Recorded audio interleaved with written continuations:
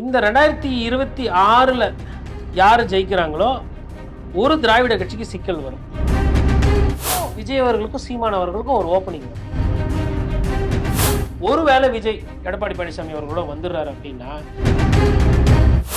நயினார் நாகேந்திரனோட செயல்பாடுகள் நன்றாக இருக்குது. அதுவும் எடப்பாடி பழனிசாமி அவர்களும் நயினார் நாகேந்திரனும் அண்ணாமலை அவர்கள் வந்து இப்படி திரும்பினா ஒரு ரீல்ஸ், இப்படி திரும்பினா ஒரு ஷார்ட்ஸ், இதனால அது பேசு பொருளாகும், வாக்கு ஆகும். எடப்பாடி பழனிசாமி என்ன நினைக்கிறாரோ அதான் இங்க நடக்கும் கூட்டணியில். இதை தவிர்த்து விஜயாச்சு வந்து மாணவர்களுக்கு ஃபர்ஸ்ட் மார்க் எடுக்கிறவங்க செகண்ட் மார்க் எடுக்கணும் பண்ணாங்க. உங்களுக்கு ஞாபகம் இருக்குமான்னு தெரியல, கொரோனா காலத்தில் பிரெட் பேக்கெட் கொடுத்தாங்க. இவங்க மக்கள் பிரச்சனை எந்த அளவுக்கு இருக்கும்போது பிரெட் துண்டை கொடுத்தாங்க குஷ்பு அவர்களை வைத்து. வேலுச்சாமி அவர்களுக்கு தான் அது கோபம் இருக்குமா? அவர் ஒண்டி தான் அந்த கோபம் வரணுமா? என் தாத்தா பத்தி யார் பேசுனது அப்படின்னு சொல்லிட்டு ஒத்தாலே எல்லாரும் வச்சு செய்யறாரு. அந்த உணர்வு ஏன் ஐயா அண்ணாமலைக்கு வரல? திமுகவோட விசிகா இருக்குன்னா அண்ணா திமுகவோட பாமக இருக்கும். அப்பதான் அது வந்து நேச்சுரல் ஆலி என்று ஆங்கிலத்தில் சொல்லுவாங்க. திமுகவும் காங்கிரஸும் ஒரு காலத்துல ஒவ்வாத கூட்டணி, எதிர்கட்சிகளா இருந்தவன. ஆனா இன்னைக்கு அவர் எடப்பாடி பழனிசாமி அவர்கள் பதில் சொல்லிட்டாரு, நாங்கன்னா புழு வாயங்கள் அப்படியே முழுங்கிறதுக்குன்னு கேட்டாரு. பாஜக கிடைத்த வாய்ப்புகளை வந்து நிறைய அவங்க தவற விட்டுட்டாங்க.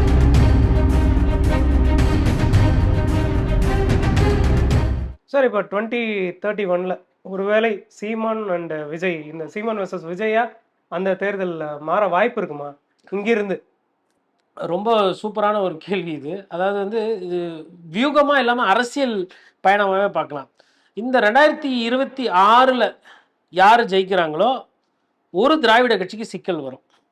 ஒருவேளை அதிமுக ஜெயிக்குதுன்னா திமுகவுக்கு சிக்கல் வரும், திமுக ஜெயிக்குதுன்னா அதிமுகவுக்கு சிக்கல் வரும். சார், திமுக வந்து ஓரளவுக்கு பயங்கரமான ஸ்ட்ராங்கான கட்சின்னு சொல்ல, ஆளுகின்ற கட்சியா இருக்கும்போது எல்லாமே அப்படிதான் தெரியும்.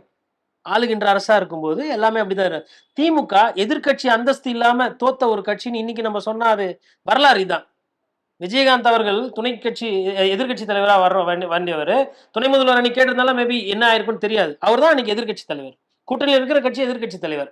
அதே மாதிரி ஒரு வாட்டி வந்து மெஜாரிட்டி அரசாங்கம் அப்படின்ற பேரையும் திமுக தான் சம்பாரிச்சது ஒரு வாட்டி. அதே மாதிரி ஒரு வாட்டி வந்து 2 சட்டமன்ற உறுப்பினர், இதெல்லாம் டிஎம்கேவோட பழைய ரெக்கார்டு. அதே மாதிரி மைனாரிட்டி அரசு. அதே மாதிரி அதிமுக பொறுத்தவரை அம்மையார் ஜெயலலிதா தேர்தலில் தோத்துருக்கிறாங்க, ஸ்டாலின் அவர்கள் சட்டமன்ற தேர்தலில் தோத்துருக்கிறார்.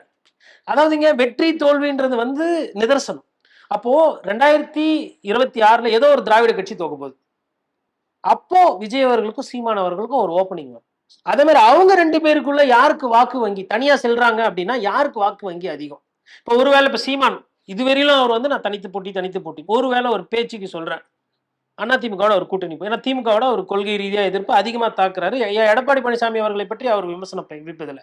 அதன் வியூகத்தின் அடிப்படையில் இல்ல அது சாத்தியக்கூற ஆகுது அப்படின்னா அதிமுகவோட கூட்டணி போறாருன்னா அதிமுகவோட ஓட்டு இவங்க ஓட்டு சேரும் போது ஒரு வாக்கு வங்கி வரும்.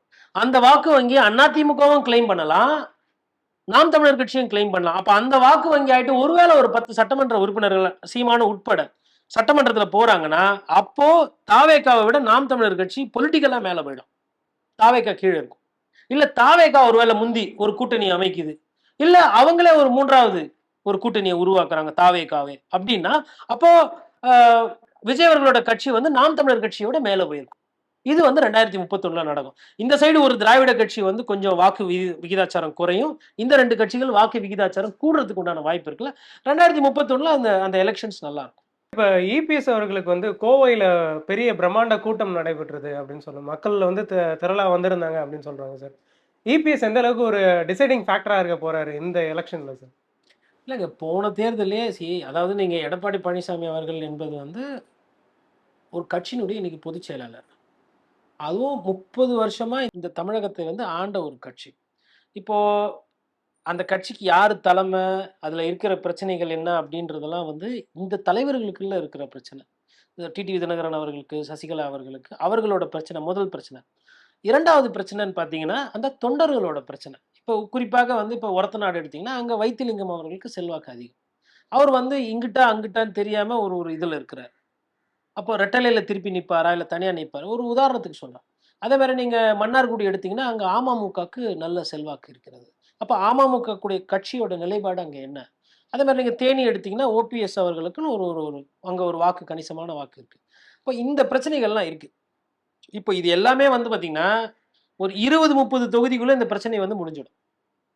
ஒருவேளை விஜய் எடப்பாடி பழனிசாமி அவர்களோட வந்துடுறாரு அப்படின்னா, இந்த பிரச்சனைகள் பத்தி எதுவுமே கவலைப்பட வேண்டியதில்ல. அவங்க வந்து கிட்டத்தட்ட ஸ்வீப்பே பண்ணிடுவாங்க. இப்போ என் போன்றவர்களுக்கும், உங்கள போன்றவர்களுக்கும் வேலையே இருக்காது. ஏன்னா, அவங்களுக்கு தேவைப்படுற அந்த 10% வாக்கோ, இல்ல 12% வாக்கோ, which is been proven by the elections. அது வந்து ஒரு வேளை சேருது. விஜய் அவர்கள் கட்சிக்காரர்களோட ஒரு பெரிய பியூட்டி என்னன்னா, இப்ப உதாரணத்துக்கு கடந்த காலத்துல வந்து விசிகாவும், பாமகவும் சேர்ந்திருக்கிறாங்க. திருமாவளவன் அண்ணனும், ஐயா ராமதாஸ் ஐயாவும் ஒரே மேடையில இருந்தாங்க. ஆனா தொண்டர்கள் சேரல. அவங்க வந்து நாங்க வந்து எதிர்த்து போட்டு பழக மாட்டோம். நீங்க சேர்ந்துட்டா நாங்க எப்படி போட்டோம்னு சொல்லிட்டு, அந்த கூட்டணி வந்து ஒவ்வா கூட்டணி ஆயிட்டு ஒரு சில இடத்துல வந்து எதிர்மறையா போச்சு. ஆனா விஜய் அவர்களோட கட்சிக்காரர்களுக்கோ, இல்ல ரசிகர்களுக்கோ அந்த பிரச்சனை இல்ல. அண்ணன் சொல்லிட்டாரு, தலைவர் சொல்லிட்டாரு அப்படின்னு சொல்லி டிரான்ஸ்ஃபர் ஆகும். விஜயோட அது வந்து ஒரு பெரிய அவருக்கு ஒரு பிளஸ். அதான் சொல்றத கேட்கக்கூடிய அந்த ரசிகர்கள் பட்டாளம். அப்ப அதெல்லாம் பார்க்கும்போது உங்களுக்கு இதெல்லாம் ஒரு ஃபேக்டர் இல்லாம போயிடும். அப்போ எடப்பாடி பழனிசாமி அவர்களுக்கு என்னன்னா, இப்ப ஃபர்ஸ்ட் ரவுண்டு அம்மையார் சசிகலா அவர்களை வந்து அந்த பிரச்சனைகள்ல இருந்து அவர விலகி விட்டு ஒரு படி மேல போயிட்டாரு. அடுத்து டிடிவி தினகரன் அவர்களிலிருந்து அந்த பிரச்சனையில இருந்து விலகி விட்டு மேல போயிட்டாரு. மோடி அவர்கள் கூடவே கூட்டணி ஒரு வாட்டி வச்சுட்டு, அப்புறம் கூட்டணி வேணாம்னு சொல்லிட்டு வெளியில வந்துட்டு, அதுக்கப்புறம் சரி திருப்பி இன்னைக்கு கூட்டணி. அது என்ன சூழ்நிலைக்கு வச்சாங்க, என்ன சந்தர்ப்பம், அவங்களுக்கு என்ன பிரச்சனை, அவங்களுக்கு என்ன ரைடு நமக்கு தெரியாது. 3வது அண்ணாமலை அவர்கள், 4வது மோடி ஃபேக்டர் கஷ்டம். அண்ணாமலை வந்து அப்படி இப்படின்னாரு. அண்ணாமலை இன்னைக்கு அவர் இடம் என்னன்னு காட்டி ஓரமா உட்காத்தி வச்சாச்சு. இப்ப இன்னைக்கு நயினார் நாகேந்திரனோட செயல்பாடுகள் நன்றாக இருக்கிறது. அதுவும் எடப்பாடி பழனிசாமி அவர்களும் நயினார் நாகேந்திரனும் நல்ல ஒரு அணுகுமுறையில போயிட்டு இருக்காங்க. ஒரு சீசன்டு பொலிட்டிஷியன்றத தெரியுங்க, காட்டுறாங்களா? களம் தெரியுங்க. அண்ணாமலை அவர்களுக்கு அவ்வளவு விளம்பரம். பிரதமரை போய் போய் பார்க்கலாம், அமித்ஷாவை போய் பார்க்கலாம், மாநில கட்சியினுடைய அந்த பாஜகவோட நேஷனல் பார்ட்டியோட ஸ்டேட் பிரசிடென்ட்ன்ற அந்த அவ்வளவும் கொடுத்து அவர் ஜெயிக்கல. சார் பாஜக பேசு பொருளா இருந்தது சார் அந்த காலகட்டத்துல. பேசு பொருளா இன்னைக்கு நிறைய பேர் இருக்கிறாங்க. ஒரு விஷயம் பேசு பொருளா, அதுதான் சொல்றேன். ஒரு விஷயம் பேசு பொருளா இருக்கிறதுன்றதுனால அது வந்து வாக்கா மாறாது. அது மக்கள் பிரச்சனையான்றத பார்க்கணும். ஃபர்ஸ்ட் அது பேசு பொருளாகணும். அதுக்கப்புறம் அது மக்கள் பிரச்சனையான்னு பார்க்கணும். இப்ப அண்ணாமலை அவர்கள் வந்து இப்படி திரும்பினா ஒரு ரீல்ஸ், இப்படி திரும்பினா ஒரு ஷார்ட்ஸ், இதனால அது பேசு பொருளாகும். வாக்கா ஆகுமா அப்படின்னா கிடையாது. நீங்க வந்து சொன்னீங்க. என்ன சொன்னாங்க? 18 விழுக்காடு, 25 விழுக்காடு கதை கதையா சொன்னாங்கல்ல. எங்க ரிசல்ட்? அமித்ஷா அத தான் கேட்பார். அப்ப ஏன் இப்ப எதுக்கு வந்து அண்ணாமலை அவர்களை மாநில ஸ்டேட் பிரசிடென்ட்டா வைக்காம மாத்துனாங்க? ஒரு கட்சியில ஒரு சிறப்பா செயல்படுறாரு, அருமையா செயல்படுறாருன்னா, ஒரு மாவட்ட செயலாளர் கூட மாத்த மாட்டாங்க. ஒரு மாவட்ட அமைப்புல கூட நல்லா வேலை செய்றாருன்னா அவர மாத்த மாட்டாங்க. அவருக்கு ஒருவேளை இந்த எக்ஸ்டென்ஷன் குடுப்பாங்க. ஒருவேளை அதிமுகவோட கூட்டணிக்கு போறதால அப்ப அதிமுகவோட தெரிஞ்சு போச்சா? பிரஷர்னால அப்ப மாத்திருக்காங்களா தெரிஞ்சு சார்? போச்சா இங்க பாஸ் யாருன்றது? எடப்பாடி பழனிசாமி என்ன நினைக்கிறாரோ அதான் இங்க நடக்கும் கூட்டணியில. இதுக்கு குறுக்குல அண்ணாமலை, அவரு இவரு யார் வந்தாலும் இங்க எடப்பாடி பழனிசாமி ரெட்டல வச்சிருக்கிறவங்க என்ன நினைக்கிறாங்களோ அதான் நடக்கும். அதான் நடந்துச்சு. இப்ப அண்ணாமலை கதை முடிஞ்சு போச்சு. அப்போ இப்ப பாருங்க, அவருக்கு சமகாலத்துல இருந்தவங்க எல்லாம் கிளியர் பண்ணிட்டு வந்தாரு. இது வந்து ஒரு ஒரு பொலிட்டிக்கல் பாயிண்ட் ஆஃப் வியூல நீங்க பார்க்கும்போது ஒரு அரசியல்வாதின்றவங்க என்னங்க? எனக்கு பிரச்சனை வருது, சமமா சண்டை வருது, காலி. சண்டை வருது, காலி. அடுத்து ஓபிஎஸ் அவரோட பிரச்சனை வருது, காலி. அம்மையார் சசிகலாவோட பிரச்சனை வருது. அவங்க தான் அவருக்கு வழிகாட்டினவங்க. நிலைமை சூழ்நிலைன்னு வரும்போது போட்டு தள்ளிடுறாரு. அடுத்து டிடிவி தினகரன். அப்புறம் செங்கோட்டையனை நடுவுல வந்து கொஞ்ச நாள் கையில எடுத்தாங்க. செங்கோட்டையன் வந்து பிரச்சனை பண்ண போறாரு, அவர் உருவாகுறாரு. இப்ப இன்னைக்கு செங்கோட்டையன் அவர்களோட அவர் பேசும் பொருளாச்சு இருக்கிறாரா? இல்ல. நமக்கு என்ன வேலை பத்திரிகையாளருக்கு? ஒரு இடத்துல புகையுதுன்னா அது தூபம் போட்டு இது நல்லா புகைய விடுவோம் நம்ம. அதுவும் பண்ணோம். அப்படி பண்ணியுமே கூட வரல. இப்ப கூட என்ன சொல்றாங்க? அண்ணாமலை வந்து 2026ல முதலமைச்சர். எனக்கு விஜய் அவர்கள் முதலமைச்சர் ஆவாங்க, அண்ணன் சீமான் அவர்கள் முதலமைச்சர் ஆவாங்க கூட சொல்றது எனக்கு புரியுது. விஜய்லாம் இப்பதான் சொல்றாரு. நீங்க நல்லா பாத்தீங்கன்னா பாஜக நண்பர்கள் 3 வருஷத்துக்கு 4 வருஷத்துக்கு முன்னாடி அதிமுக ஆட்சியில் இருக்கும்போதே சொன்னாங்க 2026ல அண்ணாமலை தான் முதலமைச்சர். நீங்க சொல்லுங்க. சார் இப்ப கூட என்னன்னா அவரை பிஎம் மெட்டீரியல்னு சொல்றாங்களே சார். ஏங்க என்ன கூட சொல்லாங்க, வருங்கால ஜனாதிபதி வாழ்கன்னு 4 பேர் சொல்லலாம். பயங்கரமா கூறாருன்னு ஒரு 10 ரூபாவோ இல்ல ஒரு மோதிரம் கூட போடலாம். கூவல் முக்கியம் இல்ல, ஓட்டு போடணும், ஜனங்க ஏத்துக்கணும். நான் அண்ணாமலை அவர்களுக்கு வந்து அவர் அதாவோ இது அப்படி சொல்லலைங்க. இது கொஞ்சம் உங்களுக்கே ஓவரா தெரியலையா? ஏன் சார்? இல்ல எதை வைத்து நீங்க சொல்றீங்க? இல்ல இப்போ சார் அவர் அவர் ஹேண்டில் பண்ற விதத்தை பார்த்து ஏங்க எல்லாருமே நடிகர் சொல்றாங்க. லாரன்ஸ் இருக்காரு தெரியுங்களா? கண்ணுக்கு தெரியாம எவ்வளவு ஏழைப்பாளைகளுக்கு உதவி பண்ணிட்டு இருக்கு. எவ்வளவு பேர் இருக்கிறாங்க இந்த மாதிரி. சாக்கோட்டை அன்பழகன் இருக்கிறாரு கும்பகோணத்துல. அவருக்கு வந்து இந்த பெரிய ஃபேமிலி விஷயங்கள் எல்லாத்த விட மக்களுக்கு சாப்பாடு போட்டு அதை பார்த்து ரசிக்கிற தன்மை இருக்கு. இது மாதிரி விஷயங்கள் தான் ஒருத்தரை நீங்க அதே மாதிரி நீங்க ஸ்ரீவில்லிபுத்தூர் போங்க. இன்பத்தமிழன் இருக்கிறாரு. இன்பத்தமிழன் அவர்களுக்கு பெரிய பேராதரவு மரியாதை இருக்கோ, அவங்க அப்பா தாமரகனி வந்து அப்படி இருந்தாரு. அதாவது நான் எங்க என்ன சொல்ல வரேன்னா, ஒரு அரசியல்வாதின்றது வெறும் பத்திரிகையில விமர்சனம் பண்றது, ஒரு கருத்தை சொல்லிட்டு போறது அப்படின்றது கிடையாது. மக்களோட ஒன்றிணைந்து பழகணும். எனக்கு தெரிஞ்சு அவரோட ஒரே சாதனை பத்திரிகையாளர்களை விமர்சனம் பண்றது, தரக்குறைவா பேசுறது. இதை தவிர்த்து விஜயாச்சு வந்து மாணவர்களுக்கு ஃபர்ஸ்ட் மார்க் எடுக்கிறவங்க செகண்ட் மார்க் எடுக்கணும் பண்ணாங்க. உங்களுக்கு ஞாபகம் இருக்குமான்னு தெரியல. கொரோனா காலத்துல பிரெட் பாக்கெட் குடுத்தாங்க இவங்க. மக்கள் பிரச்சனை எந்த அளவுக்கு இருக்குமோ பிரெட் துண்ட குடுத்தாங்க குஷ்பு அவர்களை வைத்து. ஸோ கட்சியை வந்து வளர்ப்பதை விட இந்த விமர்சனம், அந்த அவருக்கு ஊடக வெளிச்சம் அதிகமா கிடைக்குதுங்க. அவரே ஒரு சொந்தமா டீம் வைத்திருக்கிறாரு. அவரே வந்து அத பத்தி இப்ப இப்ப இப்ப இப்ப இப்ப கூட பாருங்க நம்ம பேசுறத கூட விமர்சனம். அதாவது விமர்சனம் நல்லது தான். அதனால அது நம்மள பாதிக்க போறதில்ல. அதை அவர்கள் தலைவர்களுக்கு சொல்லணும். இப்ப எஸ்.வி. சேகர் இருக்கிறாரு. எஸ்.வி. சேகர்ன்னு சொன்னோம்னா அதிகமான ரத்த தானம் குடுத்தவரு அவரு. அந்த மாரி அண்ணாமலைக்குன்னு ஒரு ஒரு எதனா ஒரு ட்ரேட் மார்க். அண்ணாமலை அவர்களுக்குன்னு சரி இது இது கோர்ட்ல கேஸ் போட்டாரு. அந்த அந்த விஷயத்தெல்லாம் வெளியிடணும்னாரு. அது என்னாச்சு? அதிமுக தலைவர்கள் அவர்களோட ஊழல் பட்டியலையும் வெளியிடணும்னாருல. அப்போ ஏன் வெளியிடல? உங்களால எது முடியுமோ அதை தான் பண்ணணும். ஏன் அப்ப அன்னைக்கு கூட்டணி போகுன்றது தெரியாது. அப்ப உங்களுக்கு சிற்றளவுக்கு புரியல. இது கூட்டி கழிச்சு போயிட்டு இந்த பால் ரெட்டு பாக்கெட் இங்க தான் ஆகும்னு தெரியல. அதனால நீங்க வாயை விட்டீங்க. இப்போ கூட இருக்கிற நயினார் நாகேந்திரன் அவர்களை பத்தி அவரோட நண்பர்கள் அவரை விருப்பப்பட்டவங்க விமர்சனம் பண்றாங்க. என்ன வேலை இது? இது உறவாடி கெடுக்கிறது இல்லையா? அதே மாதிரி உங்களுக்கு தெரியும் கமலாலயத்துல ஒரு சில கிசுகிசுக்கள் ஒரு சில பிரச்சனைகள்லாம் வெளிவந்தது. வீடியோ எல்லாம் வெளிவந்தது. ஏன் வந்துச்சு? இதுக்கு முன்னாடி இருந்தவங்க பீரியட்ல வந்துச்சா? இப்பதான் கமலாலயத்துல தப்பு நடந்துச்சா? இதெல்லாம் வந்து காவல்துறையில வேலை செய்யறவங்களோட உளவு பார்க்கிற வேலை. அரசியல்வாதியோட வேலை. அரசியல்வாதி என்பவர் அரசியல், அதாவது உட்கட்சி அரசியல், மற்ற அரசியல்லாம் புறம் தள்ளிவிட்டு மக்களோட பிரச்சனை என்ன, மக்களுக்கு என்ன பிரச்சனை இருக்கு, வாழ்வாதார பிரச்சனை என்ன, கரண்ட் பில்ல கரெக்டா கண்ணை மூடிட்டு சொல்லுங்க பார்க்கலாம். எத்தனை இப்போ ஐயா எடப்பாடி பழனிசாமி போறாரு, 4000 ரூபாய் வந்தது கரண்ட் பில்லு, எனக்கு 12,000 ரூபாய் வருது, 150 விழுக்காடு வந்து சொத்து வரி ஏத்துனாங்க, குப்பைக்கு வரி போட்டாங்க, ஒரே பள்ளிக்கூடத்துல 12 பள்ளிக்கூட மாணவிகள் வந்து 7.5 ரிசர்வேஷன்ல இந்த மாவட்டத்துல இந்த ஸ்கூல்ல இருந்து படிச்சு டாக்டர் ஆயிருக்காங்கன்னு சொல்றாரு. அப்போ மக்களோட பிரச்சனை என்னன்னு தெரியுது இல்ல? நீங்க திமுக அதிகமா சொத்து சேர்த்தாங்க, திமுக ஊழல் பண்ணாங்கன்றது எல்லாருக்கும் தெரியும். புதுசு கிடையாது.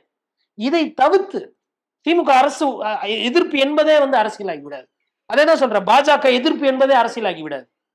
மக்கள் பிரச்சனை புரியுதா உங்களுக்கு? காமராஜரை பத்தி பேசினாங்க. அண்ணாமலையோட கோவம் எங்க? நீங்க இந்த மண்ணில தானே வரீங்க. எனக்கும் தாத்தா, அவருக்கும் தாத்தா. காமராஜரை பத்தி பேசிட்டு இருக்காங்கண்ணா, பொங்கி எழ வேணா? திமுக தானே பேசினாங்க. அதுல என்ன நிலைப்பாடு அண்ணாமலை அவர்கள்? அறிக்கை விட்ட நான் பார்க்கல, மன்னிக்கணும். எனக்கு அவர் ஒரு ஆள் அறிக்கை விட்டுருக்கலாம், பேசிருக்கலாம். இது போதும் நீங்க நினைக்கிறீங்களா? தெற்குல பாஜக ஓரளவுக்கு நல்லா இருக்கு. தூத்துக்குடி, தென்காசி, கன்னியாகுமரி, ராமநாதபுரத்துல பாஜக செல்வாக்கு இருக்கு. இந்த மண்ணுல அதிக செல்வாக்கு கொண்டவர் கல்வி கண்ணை திறந்த ஐயா காமராஜர். காமராஜரை பத்தி பேசும்போது தமிழகத்துல ஒரே ஒரு வேலுச்சாமி அவர்களுக்கு தான் அது கோபம் இருக்குமா? அவர் ஒண்டி தான் அந்த கோபம் வரணுமா? அவருமே அவருடைய எதிர்ப்பை பதிவு செஞ்சிருந்தாரு. அவரு பண்றாருங்க. இப்ப காமராஜர் ஐயா புகழ் பேசும்போது அவரு ஒண்டிதான் நான் காங்கிரஸ்காரனா இருக்கிறேன் இல்ல, அது அப்புறம். முதல்ல காமராஜர் அவர்களோட வாரிசு, நான் அரசியல் ரீதியான வாரிசு. என் தாத்தாவை பத்தி யார் பேசுனது அப்படின்னு சொல்லிட்டு ஒத்தாலே எல்லாரும் வச்சு செய்யறாரு. அந்த உணர்வு ஏன் ஐயா அண்ணாமலைக்கு வரல? மற்ற கட்சிக்காரர்களுக்கு ஏன் வரல? பதிவு செஞ்சிருந்தாரு சார். பதிவு செஞ்சதெல்லாம் பத்தாதுங்க. நீங்க வந்து திருச்சி சிவா அவர்கள் வீட்டுக்கு முன்னாடி அவர் வந்து ஒரு நாகரிகமாக பேசக்கூடியவர். அவர் ஏன் இப்படி போய் இந்த விஷயத்துல மாட்டினாரு எனக்கு தெரியல. அதான் எதுக்கு சொல்ல வரேன்னா, மக்களோட எண்ணோட்டம், மக்களோட தேவைகள், மக்களோட பிரச்சனைகள், மக்களுக்கு வாழ்வாதார ரீதியா எங்க சிக்கல் வருது, அதெல்லாம் வந்து அண்ணாமலை அவர்களுக்கு இன்னும் தெரியலன்றதுதான் என்னோட புரிதல். சார், இப்ப அதிமுக வந்து பாஜகவால மிகப்பெரிய அழுத்தத்துல இருக்காங்க, அதிமுக மேல ஏறி சவாரி செய்யறாங்க அப்படின்னு சொல்லிட்டு கூட்டணி கட்சிகள் எல்லாருமே சொல்லிக்கிட்டு இருக்காங்க சார். விசிக தலைவர் திருமாவளவன் அவர்கள் என்ன சொல்லியிருக்காருன்னா, இந்த மாதிரியான சமயத்துல அதிமுக விழுங்க பாக்குது பாஜக அப்படின்னு சொல்றாரு. ஒருவேளை அவர் கூட்டணிக்கு வர சான்ஸ் இருக்கா இந்த பக்கம்? இல்லைங்க, விசிகாவை பொறுத்தவரையிலும் அண்ணன் திருமாவளவன் கூட்டணிக்கு வருவாரா என்னன்றது என்ன கேட்டா ஒரு 80% அதுக்கு சாத்தியம் இல்லைன்ற மாதிரி தான் நான் நம்புறேன். திமுக கூட்டணியில் இருக்கிறவங்க எல்லாருமே ரொம்ப கம்ஃபர்டபுளா இருக்கிறாங்க அங்க. ஒருவேளை அவங்களுக்கு சீட்டு நீங்க ரொம்ப கம்மியா குறைச்சி கொடுத்தீங்கன்னா அப்ப புதுசா ஒரு காரணத்தை தேடுவாங்க வர்றதுக்கு. இல்லைன்னா அவங்களுக்கு அதற்கு உண்டான தேவை இல்லை. இன்னொன்னு, இப்ப பாட்டாளி மக்கள் கட்சி அதிமுக பக்கம் வருது அப்படின்னா விசிகா அங்க தேவை இல்லை. ஏன்னா இது வந்து நம்ம வந்து கடந்த கால ஹிஸ்டரியை பார்க்கிறோம். இப்ப எந்தெந்த கட்சி எப்படி போகுதுன்றத பார்க்கும். அப்போ எதனா ஒண்ணுதான் இருக்க முடியும். திமுகவோட விசிகா இருக்குன்னா அதிமுகவோட பாமக இருக்கும். அப்பதான் அது வந்து நேச்சுரல் ஆலி என்று ஆங்கிலத்தில் சொல்லுவாங்க. இப்போ காங்கிரஸ் வந்து தனியா நிக்குதுன்னு வச்சுக்கோங்களேன், அது எந்த விதமான தாக்கத்தையுமே ஏற்படுத்தாது. திமுகவும் காங்கிரஸும் ஒரு காலத்துல ஒவ்வாத கூட்டணி, எதிர்க்கட்சிகளா இருந்தவன. ஆனா இன்னைக்கு கால சூழல்ல ரெண்டும் ஒண்ணா ஆயிடுச்சு. அந்த வாக்கு வங்கி சமமா டிரான்ஸ்ஃபர் ஆகுது. அப்ப அதெல்லாம் வைத்து பார்க்கவும் விசிகா இந்த பக்கம் வர்றதுக்கு வாய்ப்பு இல்ல. பட் அவர் அப்படி அதெல்லாம் பேசுறாரு அப்படின்னா, பாஜக விழுங்கிவிடும். பாஜக விழுங்குது. அது வந்து இருக்கிற பிரச்சனை தான். இல்ல. அதுக்கு தான் அவர் எடப்பாடி பழனிசாமி அவர்கள் பதில் சொல்ட்டாரு. நாங்க என்ன புழுவா எங்கள அப்படியே முழுங்கிறதுக்குன்னு கேட்டாரு. ஏங்க கூட்டணியில இருந்து பிஜேபிய விட்டு கூட்டணி போயிட்டு வெளியில போறதுக்குன்றதுக்கு ஒரு தைரியம் வேணும். அந்த தைரியம் எடப்பாடி பழனிசாமி அவர்களுக்கு இருந்தது. இன்னொன்னு சுருக்கமா சொல்லணும்னா, நெறைய இடத்துல வந்து அவங்க பாஜகன்ற பேர பயன்படுத்தி அவங்க பிரச்சாரம் பண்றதில்ல. இப்ப இந்த எழுச்சி பயணம் போறாங்களே, அங்கேயுமே வந்து பார்த்தீங்கன்னா, பாரத பிரதமர் மோடி அவர்கள் அப்படின்றதெல்லாம் அவங்களா பேசுறது கிடையாது. இவங்க எதனா ஒரு கேள்வி எழுப்புறாங்க இல்லையா? கம்யூனிஸ்ட் கட்சியிலயோ, இல்ல விசிகாலயோ, அதற்கு பதில் ஒண்டி தான் சொல்றாங்க. ஏன் நீங்க போய் பிஜேபி போய் சரி இப்ப நேத்து திருமாவளவன் எதுக்கு போய் பார்த்தாரு? எதுக்கு போய் மோடி அவர்களை சந்திக்கிறாரு? ஏர்போர்ட்ல வரா பார்க்குறாங்க. கங்கை கொண்ட சோழபுரம் வந்தா போய் பார்க்குறாங்க. நலம் விசாரிக்கிறாங்க. அண்ணன் சீமான் கூட ஒரு துக்க நிகழ்ச்சி முதல்வர் வீட்ல.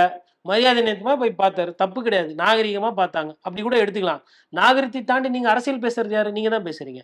வர்றது சட்டமன்ற தேர்தல், நாடாளுமன்ற தேர்தல் அல்ல. எனக்கு என் எம்எல்ஏ யாருன்றதான் இங்க பிரச்சனை. எனக்கு எம்பி யாரு, பிரதமர் யாருன்றது இப்ப பிரச்சனை இல்ல. அது அடுத்த வருஷம் அது அடுத்த தேர்தல் வருமோ மக்கள் அத முடிவு பண்ணுவாங்க. ரொம்ப தெளிவா ஓட்டு போட்டாங்க. இத விட நான் புரியுற மாரி சொல்றேன். 2019ல அதிமுகவுக்கு எதிர்ப்பு அலை.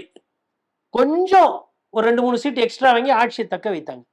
அதே அதே மக்கள் சட்டமன்ற இடைத்தேர்தல ஒரு மாரி ஓட்டு போடுறாங்க. பாராளுமன்ற தேர்தலுக்கு திமுகவுக்கு ஃபுல்லா மெஜாரிட்டி குடுக்குறாங்க. அப்ப திமுகவுக்கு ஃபுல் மெஜாரிட்டி 39 சீட்ல ஜெயிக்கிற திமுக, சட்டமன்ற தேர்தல்ல பை எலக்ஷன்ல 18 தேர்தல்ல அதிமுக தோத்து அன்னைக்கே திமுக ஆட்சி வந்திருக்கும். மக்கள் அப்படி ஓட்டு போடலையா? நீங்க என்ன வேணா சொல்லுங்க. அவங்க அத பண்ணாங்க, இத பண்ணாங்க, இத குடுத்தாங்க, ஆசை வார்த்தை சொன்னாங்க. வெற்றி தோல்வின்னு பார்க்கும்போது மக்களே டிசைட் பண்றாங்க மக்கள் சார். தாங்க இங்க எசமானர்கள். எனக்கு யார் முதல்வரா வரணும், எனக்கு யார் சட்டமன்ற உறுப்பினரா வரணும்னு மக்கள் தான் வருவாங்க. மோடி பிரச்சனை இருக்குதான். பிஜேபிக்கு இன்னும் ஒரு சில இடத்துல கெட்ட பேர் இருக்குதான். ஆனா நாமக்கல், கோயம்புத்தூர், உங்களுக்கு இந்த மேட்டுப்பாளையம் பெல்ட், ஊட்டி இங்கெல்லாம் பார்த்தீங்கன்னா பிஜேபிக்கு நல்லா இருக்கு. அதாவது அண்ணாமலை அவர்கள் சொல்ற அளவுக்கு வளரல. கொஞ்சம் வளர்ந்துட்டு தான் வருது. அதே மாரி உங்களுக்கு வந்து இப்போ அங்கேயுமே வந்து நயினார் நாகேந்திரன் போன்றவர்கள் உழைக்கிறாங்கல்ல, வேலை செய்றாங்கல்ல.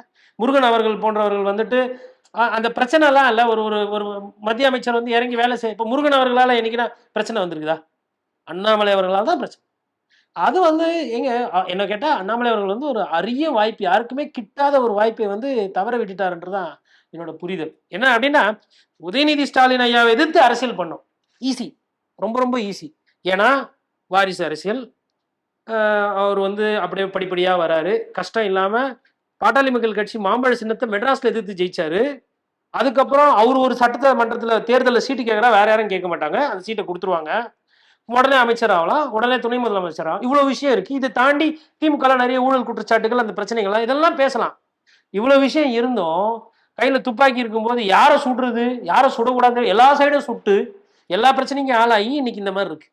அப்போ அது வந்து ஒரு ஒரு பாஜக கிடைத்த வாய்ப்புகளை வந்து நிறைய அவங்க தவற விட்டுட்டாங்க.